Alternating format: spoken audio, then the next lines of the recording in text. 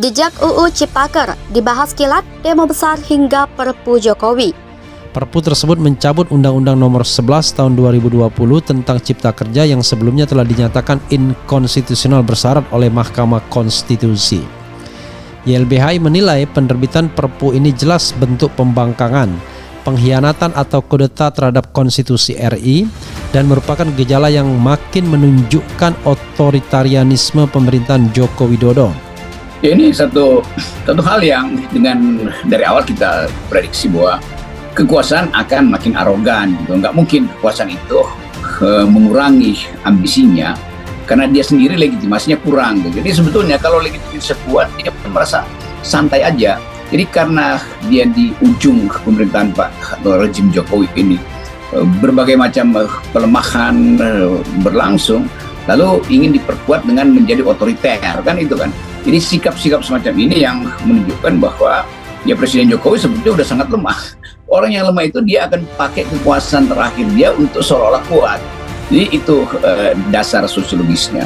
Kalau maksud Presiden Jokowi mengeluarkan Perpu itu untuk mengisi, untuk memberikan kepastian sampai terbitnya Undang-Undang Hasil Kerja DPR dan pemerintah sebagaimana diperintahkan oleh MK selesai pada November 2023, itu fine ya. Tapi kalau ini dimaksudkan untuk menggantikan Perpu yang dibatalkan MK secara bersyarat tersebut dan permanently tidak lagi menjalankan perintah MK, nah itu membangkang terhadap putusan MK namanya. Kalau kita lihat dasar yuridisnya, tentu nggak ada lagi cara untuk membenarkan yang disebut sebagai Perpu itu, yang berkali-kali kita terangkan pada kekuasaan. Perpu itu bahaya dalam demokrasi. Itu Perpu, dia memang disediakan di situ sebagai cara darurat lah itu. Tapi kalau kedaruratan itu kemudian dia rencanakan sendiri, itu artinya dia hanya mau menyelamatkan dirinya sendiri, bukan negeri ini. Negeri ini menuntut supaya Perpu itu justru dibatalkan. Demo besar-besaran, ada korban waktu soal Omnibus Law. Itu kan menunjukkan bahwa rakyat tidak bersepakat dengan isi Perpu yang menguras sumber daya tetapi melemahkan buruh. Jadi harus diterima asumsi bahwa Perpu ini hanya untuk mengisi kekosongan hukum atau memberikan jaminan kepastian hukum hingga terbitnya undang-undang tahun 2023 November nanti yang sebagaimana diperintahkan MK. Nah, kalau itu asumsinya masih masuk akal. Walaupun dalam hal ini Presiden DPR harus scrutinize, harus betul-betul lihat kira-kira apa soalnya dan tidak tertutup kemungkinan untuk menguji materinya.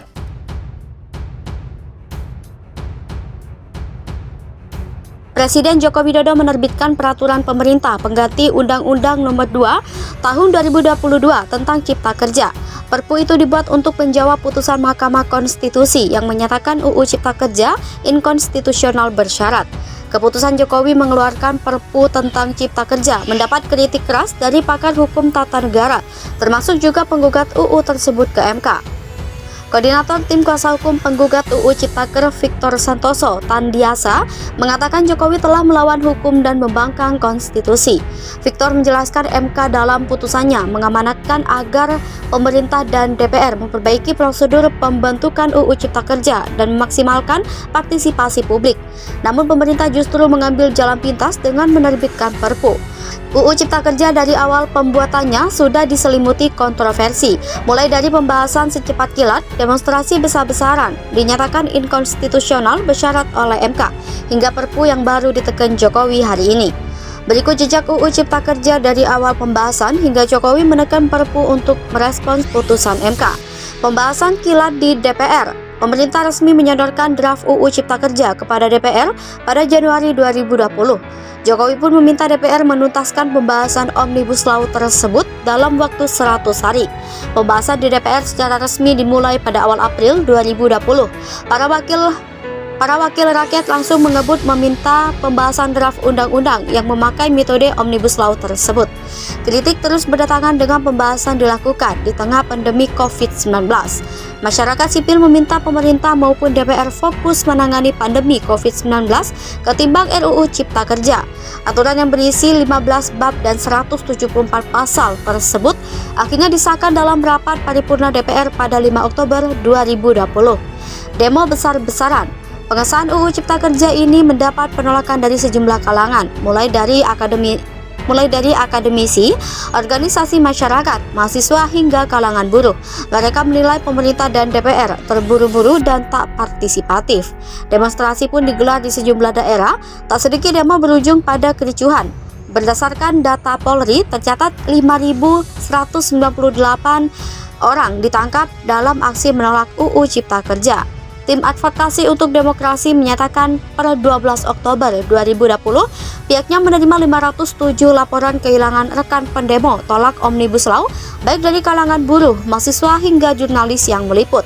Demonstrasi yang digelar masyarakat sipil tak mengubah keputusan yang telah dibuat DPR maupun pemerintah.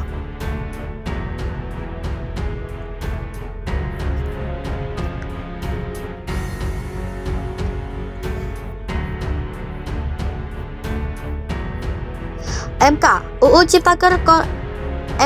Ciptaker inkonstitusional bersyarat. Setelah disahkan, semua pihak ramai-ramai menggugat UU Cipta Kerja ke Mahkamah Konstitusi. Sepanjang 2021, UU Ciptaker menjadi salah satu undang-undang yang paling sering digugat. Mahkamah mengabulkan sebagian permohonan yang diajukan oleh Migran Care, Badan Koordinasi Kerapatan Adat Nagari Sumatera Barat, Mahkamah Adat Minangkabau, serta Muhtar Syed. Melalui putusannya, MK menyatakan bahwa UU Cipta Kerja itu cacat formil dan inkonstitusional bersyarat. Putusan yang tertuang dalam 91/PUU 18/2020 ini merupakan sejarah baru. Pasalnya, MK untuk pertama kalinya menyatakan suatu UU cacat secara formil. Dalam putusannya itu, MK juga menyinggung akan pentingnya partisipasi masyarakat dalam pembentukan peraturan perundang-undangan. MK memberikan tenggat waktu 2 tahun kepada pemerintah dan DPR sejak pembacaan putusan untuk melakukan perbaikan. DPR justru revisi UU PPP. Alih-alih merevisi UU Cipta Kerja, DPR dan pemerintah justru kompak merevisi UU nomor 12 tahun 2011 tentang pembentukan peraturan perundang-undangan. DPR secara resmi mengesahkan revisi Undang-Undang PPP yang menjadi alasan hukum UU Omnibus Law Cipta Kerja pada 24 Mei 2022. Pengesahan itu diambil dalam rapat paripurna DPR ke-23, masa sidang 5 tahun sidang 2021 sampai 2022. Puan sebelumnya menyebut revisi UU PPP dilakukan pemerintah dan DPR karena tidak mengatur mekanisme pembentukan UU secara Omnibus Law atau gabungan. Revisi UU PPP nantinya akan menjadi landasan hukum untuk memperbaiki UU Cipta Kerja nomor 11 tahun 2020 yang dinyatakan inkonstitusional bersyarat oleh Mahkamah Konstitusi. Dalam amar putusannya, MK sebelumnya agar UU Cipta Kerja diperbaiki dalam jangka waktu paling lama 2 tahun sejak putusan diucapkan. Jika dalam tenggang waktu tersebut tidak diperbaiki, UU Cipta Kerja dinyatakan inkonstitusional secara permanen. Jokowi keluarkan Perpu.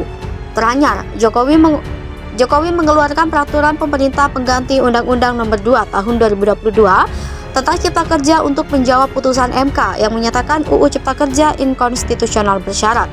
Menko Polhukam Mahfud MD mengatakan Perpu ini sekaligus menggugurkan status inkonstitusional bersyarat UU Cipta Kerja. Mahfud menyampaikan beberapa alasan mendesak yang melatar belakangi Perpu Cipta Kerja adalah dampak perang Ukraina-Rusia dan ancaman inflasi dan stagflasi yang menghantui Indonesia.